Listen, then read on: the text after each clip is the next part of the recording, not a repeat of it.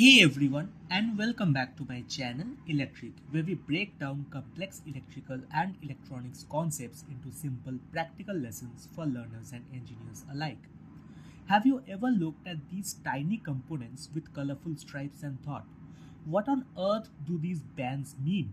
They are not random, they are not decorative, and they are definitely not a fashion statement. These colored bands are actually a universal language, a compact code that tells you everything about a resistor's value, accuracy, and behavior in a circuit. And today we are going to decode that entire language step by step. Whether you are preparing for exams, interviews, or building your own circuits, understanding resistor color codes is a skill that will instantly level up your electronics knowledge. Now you might be wondering, why not just print the numbers directly on the resistor? Because resistors are tiny. Printing numbers is impractical. They fade, rub off, or simply become unreadable. So instead, engineers created a brilliant global system where each color represents a number. No language barrier, no confusion, just simple universal decoding. Now that we know the number behind each color, let's decode the most common type, the 4-band resistor. Band 1 represents the first digit.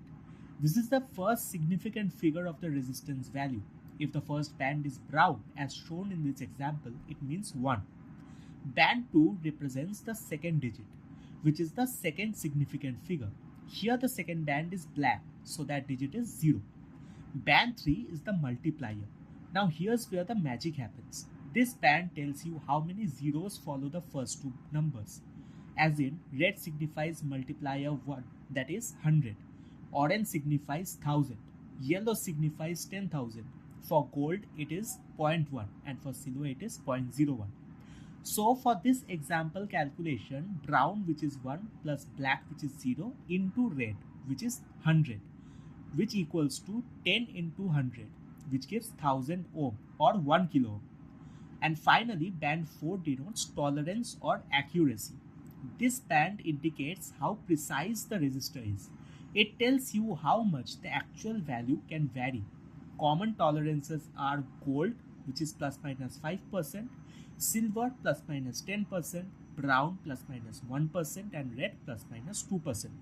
So a 1000 ohm resistor with a gold band could vary by 5%. That means it could be slightly higher or slightly lower and still be acceptable. But wait, some resistors have more than 4 bands. Let's talk about 5 band and 6 band versions. In 5 band resistors, the first 3 bands are the significant digits.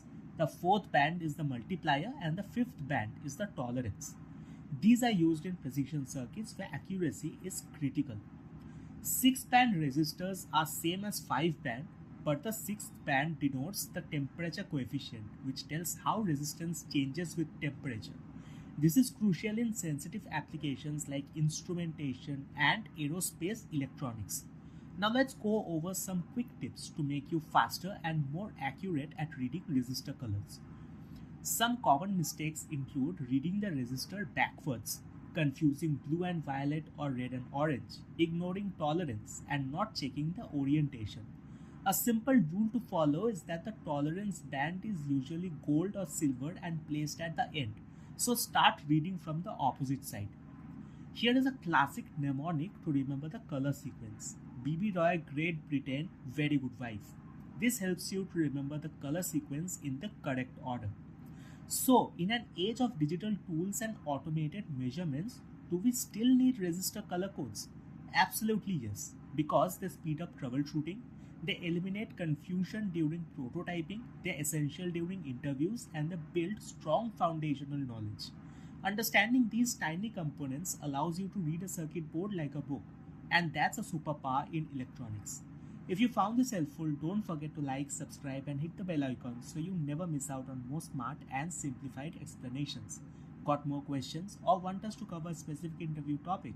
Drop it in the comments below. Thanks for watching, and I'll see you in the next one.